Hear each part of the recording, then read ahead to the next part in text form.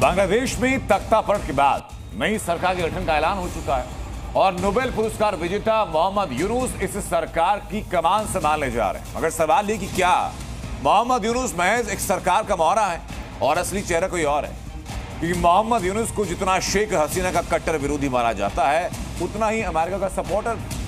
तो क्या मोहम्मद यूनुस को अंतरिम सरकार का मुखिया बनाने के पीछे अमेरिका का हाथ है? इसका जवाब इस रिपोर्ट में चला। हिंसा, आगजनी और सैकड़ों मौत के बाद शेख हसीना की कुर्सी पर यूनुस खान की ताजपोशी की तैयारी हो चुकी है। नई सरकार का इंतजार कर रही जनता के सामने राष्ट्रपति मोहम्मद शहाबुद्दीन ने मोहम्मद यूनुस को अंतरिम सरकार के प्रमुख के तौर पर पेश किया है। नोबेल विजेता और अर्थशास्त्री मोहम्मद यूनुस बांग्लादेश की अंतरिम सरकार में प्रधानमंत्री होंगे। बांग्लादेश में शेख हसीना के तख्तापलट को मोहम्मद यूनुस दूसरी मुक्ति क्रांति की संज्ञा दे चुके हैं और वो खुद भी हसीना सरकार विरोधी इस आंदोलन की मुख्य भूमिका निभा चुके हैं। लेकिन उनकी हसीना विरोधी मुहिम को खाद पानी देने के आरोप अमेरिका पर लग रहे हैं और इसके पीछे पुख्ता वजह भी है। मोहम्मद यूनुस को अमेरिका का समर्थक माना जाता है और अब अंतरिम सरकार में उनकी ताजपोशी को अमेरिकन मैन की एंट्री कहा जा रहा है। शेख हसीना सरकार के वक्त जब उन पर कानून का डंडा चला, तब उन्होंने कई बार अपने परिवार समेत अमेरिकी दूतावास में शरण ली थी। वर्ल्ड बैंक ने जब बांग्लादेश की फंडिंग रोक दी थी, तब भी शेख हसीना ने आरोप लगाया था कि मोहम्मद यूनुस ने अपने संबंधों का इस्तेमाल कर वर्ल्ड बैंक को गुमराह किया।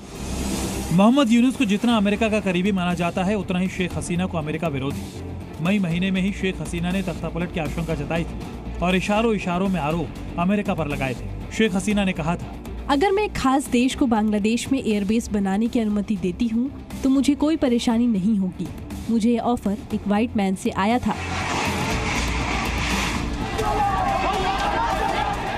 शेख हसीना की व्हाइट मैन थ्योरी को अमेरिका से जोड़ा जा रहा है और व्हाइट मैन को डोनाल्ड लू से, जो south and central Asian affairs के असिस्टेंट सेक्रेटरी हैं और दक्षिण मध्य एशिया में अमेरिकी नीतियों के लिए जिम्मेदार हैं, जिन पर पाकिस्तान से लेकर बांग्लादेश में तख्तापलट के आरोप लग रहे हैं। सामरिक विषयों के जानकारों के मुताबिक अमेरिका की बांग्लादेश में खासी दिलचस्पी बढ़ी है और इसकी दो मुख्य वजह हैं। पहला, अमेरिका चाहता था कि बांग्लादेश चीन के करीब ना जाए और दूसरा, रणनीतिक तौर पर अमेरिका एक पोस्ट बनाना चाहता था जिससे इलाके पर नजर रखी जा सके। लेकिन शेख हसीना ने अमेरिका के इस ऑफर को रिजेक्ट कर दिया था।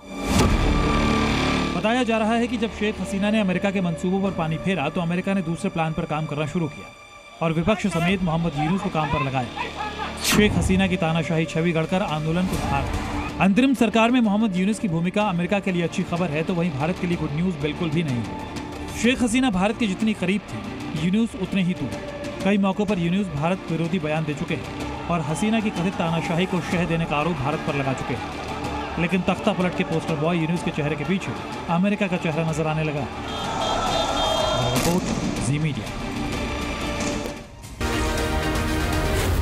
जी न्यूज़।